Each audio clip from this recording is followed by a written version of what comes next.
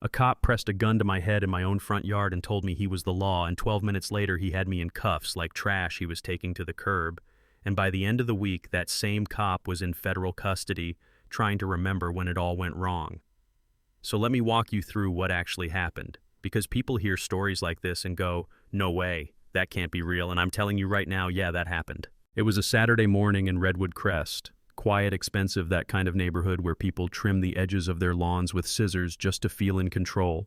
And I had just moved into a house at the end of Oak Hollow Court. Still smelled like fresh paint and cut lumber. Still felt like this is mine. I earned this, you know what I mean? And I was in the yard with a mug of coffee just looking at this young desert willow I'd planted the night before, thinking about how it bends without breaking, thinking about how maybe this was finally the part of my life where I got to breathe a little.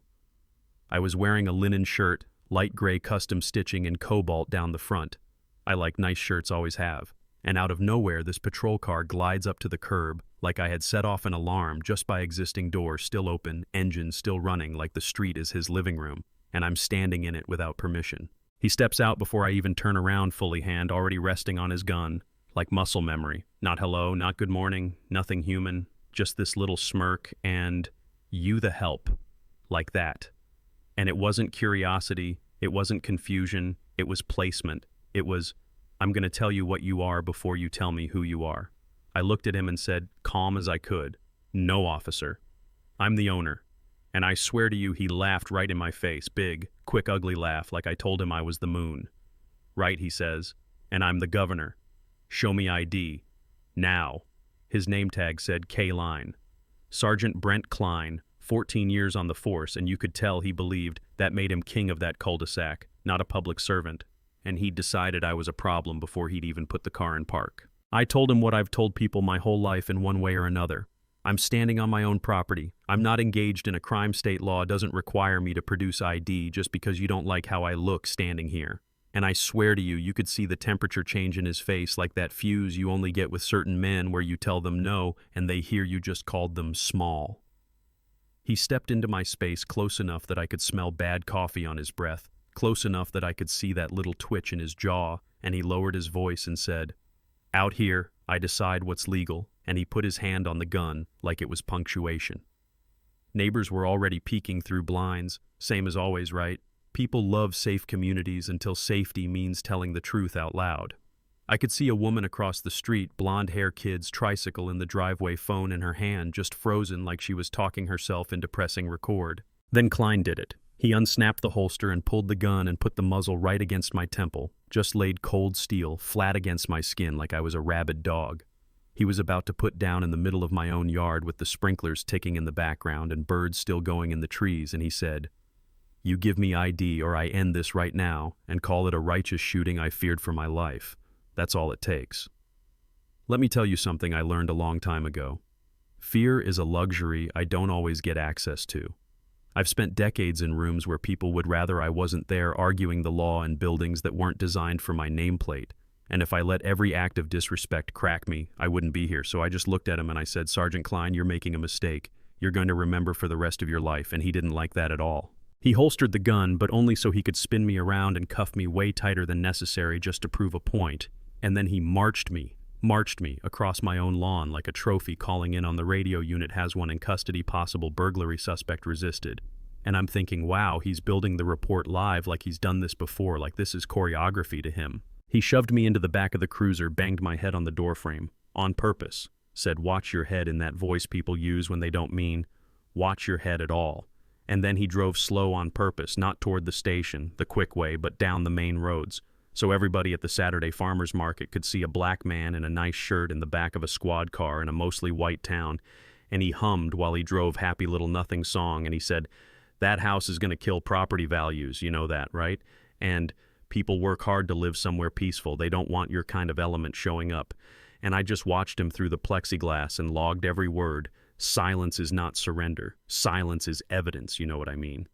The station in Redwood Crest is this low cinder block building that smells like bleach old coffee and a kind of boredom that turns into cruelty if you let it sit too long. He hauled me through the front like a prize buck in hunting season, made sure the desk sergeant looked up and said loud, Caught this guy casing houses on Oak Hollow, got mouthy, tried to swing on me, and then he shoved me onto this plastic bench hard enough that my lip split.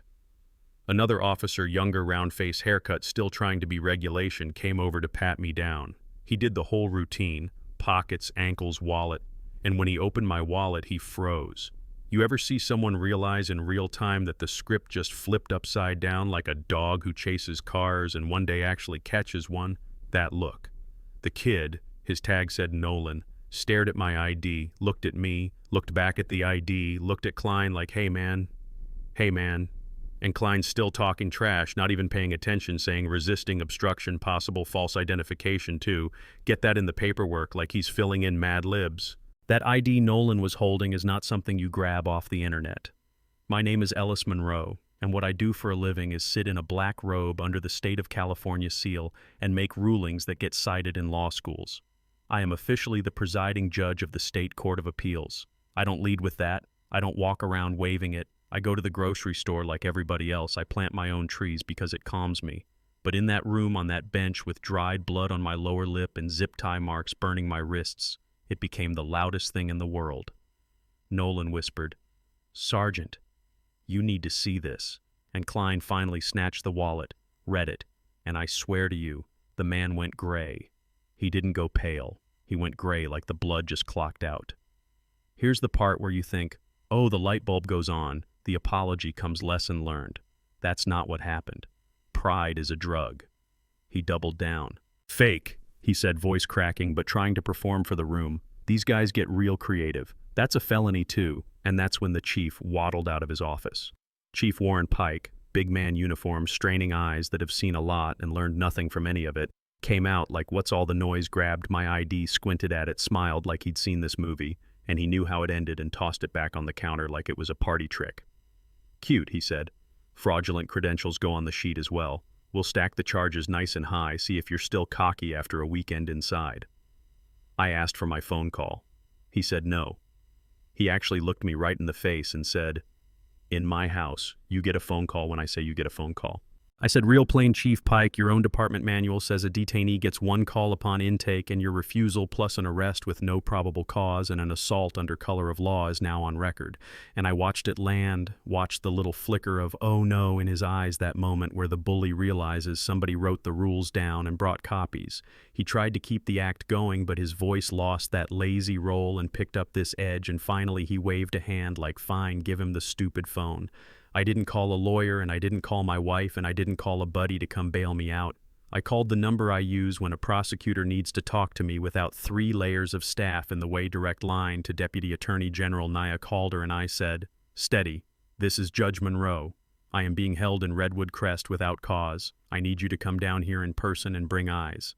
That's all I said. I hung up. I sat back down on that bench, and I waited. You want to know the difference between power and authority? Here it is. 12 minutes later, those glass front doors opened, and you could feel the whole mood in that station drop 5 degrees. Nia doesn't yell. She doesn't have to. She walked in with 2 attorneys in suits that actually fit and said, "Release Judge Monroe. Right now, uncuff him and produce body cam footage, dispatch logs, and the arrest narrative immediately. This facility is now under observation," and she said it like she was reciting inventory, not asking a favor. The desk sergeant looked at Pike. Pike stepped out like he still had juice, tried to puff up and play it like, "We're in the middle of an active investigation," and Nia cut him off so clean it almost whistled. "You are absolutely in the middle of an investigation. Chief Pike, you just don't seem to understand whose." Officer Nolan was the one who actually uncuffed me. His hands were shaking. He whispered, "I'm sorry, sir." And I told him, "You'll get the chance to say that on record." And he nodded like he understood what that meant for his life. We left together and walked out into sunlight, and I swear the air felt different, like it had edges again. Now here's where people think the story ends. Big reveal, everyone gasps, racist cop, embarrassed judge, walks free, roll credits. But honestly, that was just the end of Act 1. I didn't go home to lick my wounds and talk about how unfair life is. I went home and built a response. See, revenge is messy, and it burns fast, and it makes you feel good for 10 minutes, then leaves you holding ash. But accountability, real accountability that lasts. I called 3 people to my study that afternoon. My study still smelled like fresh wood polish and coffee boxes, not even unpacked yet. Nia sat at my desk like she'd been there for years. Darius Holt, a private investigator I trust, used to be FBI, still moves like he's FBI, leaned against a bookcase scrolling through public records like he was flipping channels. And Rosa Delgado, an investigative reporter who has made more mayors cry than tax season, had a notebook out already writing things down I hadn't said yet. We didn't sit around screaming about racism because, listen, I've been black longer than I've been a judge. I know what it is. I don't need to hold a seminar on it for myself. We mapped a system. We laid out a board, literally sticky notes for Brent Klein, sticky notes for Chief Pike, lines between them, and then lines from them to city contracts, complaint histories, mysteriously closed internal affairs files, all of it. This is not going to be sold as one bad apple. I said we are going to prove this is the orchard. Darius starts reading off numbers like he's calling bingo. Klein has 12 civilian complaints in 10 years, 9 for excessive force, 3 for profiling. All dismissed internally, complainants, all black or Latino. You seeing the pattern, Judge? And I'm just nodding, because of course I see it. I've seen that same pattern wearing different uniforms my whole career. Then Darius moves to Pike, your boy. Pike is even better. He co-owns a private security company with his brother that just happens to win no-bid city contracts.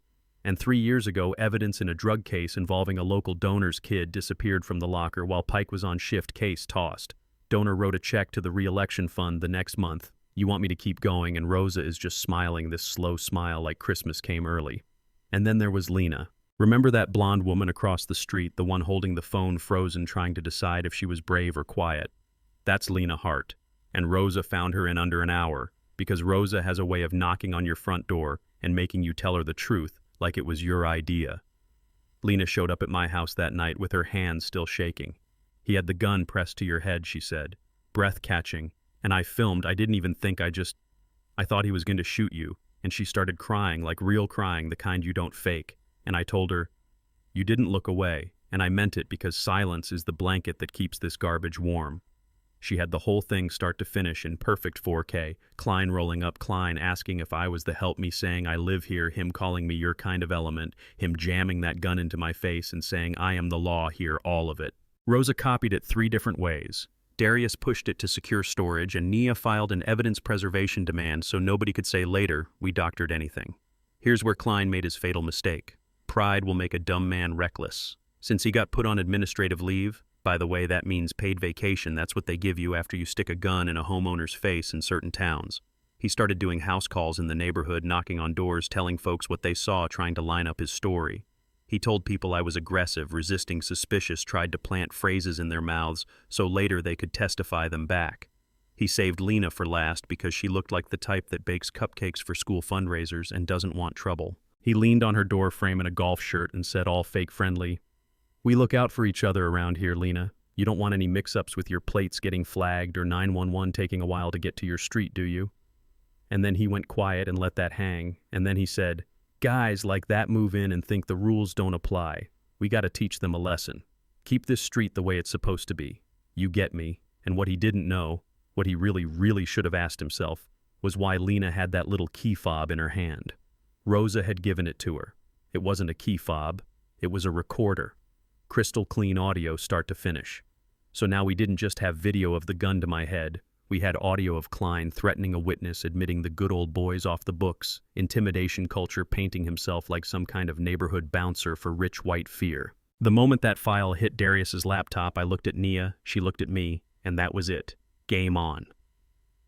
Rosa dropped the first story that evening. Headline about a homeowner in Redwood Crest being cuffed at gunpoint in his own yard by a sergeant with a history of complaints. Clean 30-second clip of Klein's gun on my face, my voice saying calmly, "I live here." Klein saying ID on the ground. Now my voice saying you have no probable cause, and his voice saying I am the law. The internet did what the internet does when you actually give it proof, not rumor. People were angry, loud angry, not private angry. The mayor, who hadn't said my name once when I moved in, suddenly held a press conference in front of a row of flags and ferns talking about how disturbed he was and how this does not reflect our values. The governor called for complete transparency. They always say transparency when they're shocked someone turned the lights on. And then 40 minutes later, Rosa dropped the audio. Klein, in his own voice, threatening Lena with slow police response time, saying we gotta teach them a lesson, talking about keeping the street the way it's supposed to be. You could feel the ground shift. See, video makes people mad, but audio like that, where you hear that casual little shrug in his voice like he's talking about taking the trash out. Like racial intimidation is just Tuesday maintenance. That makes people scared, and scared people start calling their representatives. The next morning before 10 a.m., black SUVs with federal plates rolled into the Redwood Crest Police Department parking lot, and men and women in jackets that said FBI in yellow letters big enough to read from across the street went inside, no knocking, no warning, just in, and started walking out with computers, stacks of files, evidence boxes. Chief Pike tried to shred documents. They caught him in the act, and they walked him out in cuffs for obstruction, conspiracy, witness tampering. Klein didn't get walked out of the station. He got picked up at home while he was halfway through packing a bag, because of course he was going to visit family out of state for a few days, and agents cuffed him in his living room in front of his own kids. The footage of that made the evening news, and people in this state who had never heard the words Redwood Crest before suddenly knew exactly where it was and exactly what kind of department it had been running. You think that felt like victory? It didn't. I didn't feel high. I felt level, like something that had been tilted for a long time finally clicked into place. Real talk, you know what I mean? This part matters. We didn't frame anything to make it about me being a judge and how dare you arrest a judge, because then the narrative turns into special treatment, like the only reason this was wrong is because I'm important. No. We built the case to show this is what they do to lots of people, and I am just the one person they accidentally picked who had the weight and the network to push back. We pulled 10 years of complaints, we tracked stop patterns, we mapped who got pulled over where and when and by who, we dug into missing evidence in other cases, and we handed all of it to the Attorney General and the feds. Pike flipped fast. He pled out in exchange for cooperation, started naming names, started describing how we handle certain types like he was giving them a tour, and if you're wondering why guys like him get brave enough to say stuff like that out loud, it's because nobody's ever told them no and made it stick. Klein wanted his day in court, like he truly believed a jury was going to see that video and decide I somehow made him pull that gun. Sometimes ego is louder than survival. His trial was ugly. Lena got on the stand and shook so hard she had to hold the microphone with 2 hands, but she told the truth anyway, and she cried while she told it, and people in the jury box cried with her. The body cam footage that mysteriously cut out for 2 minutes on his vest was neatly filled in by her phone video frame matched time-stamped. The audio of his doorstep threat played in open court. You could feel the jury harden. Guilty on civil rights violations. Guilty on falsifying a report. Guilty on witness intimidation. He went from "I am the law here" to "please your honor" in under 6 months. Sentencing came a few weeks later. He stood in an orange jumpsuit that didn't fit right wrists, chained eyes sunken, and the judge, not me because the system actually followed the rules even when I was angry, and I respect that more than I can tell you, looked him right in the face and said in plain English, "A badge is not ownership. It is an agreement to serve, and what you did was not protection. It was terror," and then hit him with the max 15 years in federal custody. The sound of that gavel wasn't loud, but it felt final. That wasn't even the part that satisfied me the most. You want to know what hit me? What actually sat in my chest and stayed? It was later months after the headlines calmed down in this ugly fluorescent room in the state building where the Law Enforcement Standards Commission meets. I chair that commission. We decide if someone gets to keep certification to ever work as a cop again in this state. Klein sat across from me with a public defender and a styrofoam cup of water. I read the violations into the record. I said steady. This commission exists to protect the public from officers who prove they cannot carry the authority we loan them. Your certification is revoked, permanent, irrevocable. I tapped a little gavel, not even a courtroom gavel, just a block of wood, and it echoed like a door locking. A year later, Oak Hollow Court is quiet in a different way. Not the tight, nervous, pretend, polite quiet, not the don't make waves quiet. Kids ride scooters in the street now. Lena's little boy and my niece play in the driveway like nothing ever happened. Lena waves to me in the morning. We talk about tomatoes and stubborn windows and where to get good coffee on the east side. She told me I sleep better now, and I told her, me too, and we both knew that is not an accident. I still wear nice shirts when I'm out in the yard, by the way. Not out of spite, out of principle. I earned softness. I earned ease. I'm not going to dress down in my own skin just to make somebody else comfortable. The desert willow's taller now, branches stretching, catching light. Some days I stand there with a mug of coffee and I remember the feeling of that gun barrel on my head, and I remember saying, "You're going to regret this," and I think about what I meant. I wasn't talking about revenge. I was talking about this right here, the day every lie you told and every threat you made and every time you said, "I am the law," like you owned it, all of that walks into daylight where it can't breathe. So now I want to ask you something, and I'm asking for real, not just for engagement. Do you think what happened to Klein was justice or just payback? And what do you think justice even means in a system that only seems to work when somebody with status gets hurt? You know what I mean? And if you were Lena that morning, would you have filmed? Would you have opened the door? Or would you have pretended you didn't see anything so you could tell yourself later it wasn't your business? Be honest. Tell me in the comments. Tell your story. Tell me if this ever happened on your block. And before you scroll past it, like it's just another video, hit subscribe, share this with somebody who swears this kind of thing never happens where they live, and let them decide if they still believe that after hearing this.